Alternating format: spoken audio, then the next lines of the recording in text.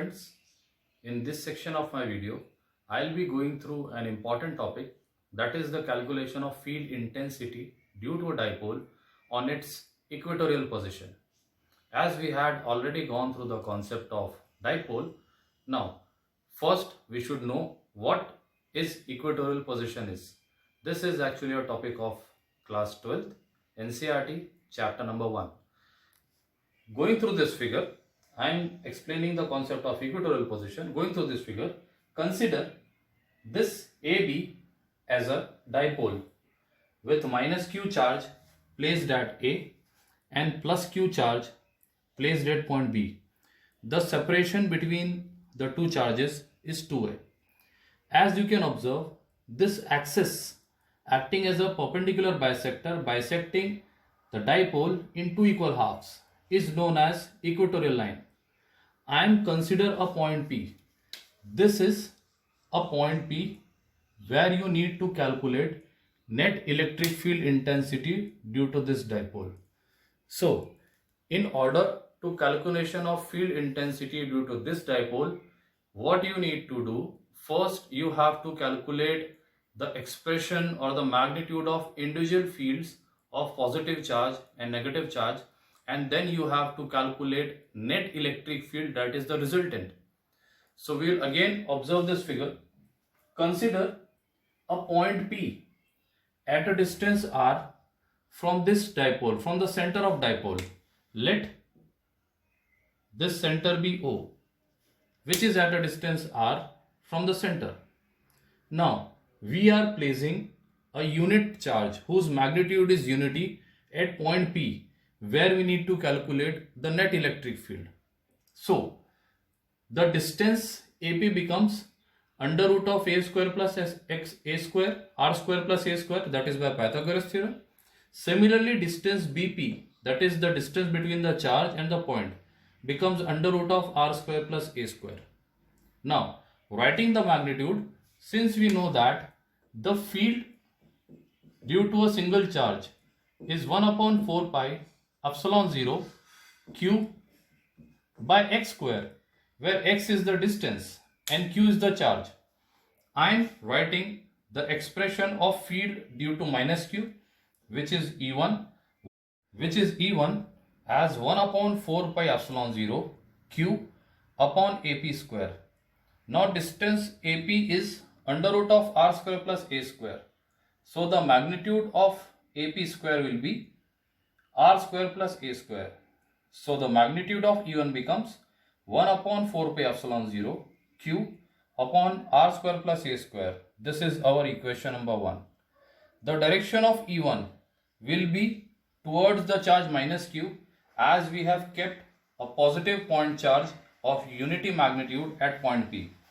Similarly, calculating the magnitude of field due to positive point charge as E2, 1 upon 4 pi epsilon 0 q by r square plus a square. Let this be equation number 2. If you observe the magnitudes of two fields E1 and E2, you will observe that their magnitudes are same. And if you observe the diagram, again, what you will observe the diagram, that this time the two fields are acting at a certain angle. While going through the concept of axial position, we have observed that the two fields were acting in opposite directions. So we have simply calculated net field as E1 minus E2. But on going through this diagram, we will observe that the fields are acting at a certain angle. So in order to calculate the net field, we need to resolve these field into its rectangular component, that is its horizontal as well as vertical component.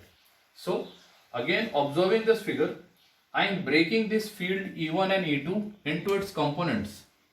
Let E1 cos theta being the horizontal component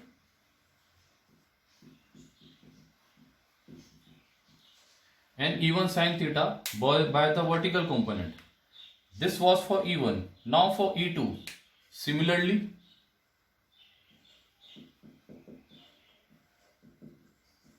E2 sin theta being the vertical component and E2 cos theta acting in a direction same as that of E1 cos theta.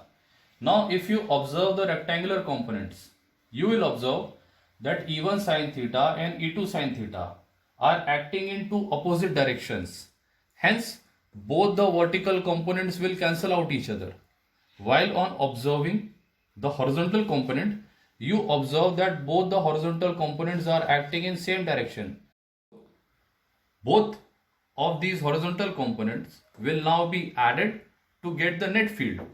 Therefore, moving on to the next part of calculation,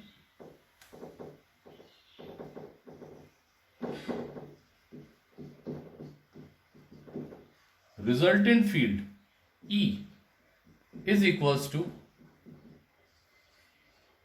E1 cos theta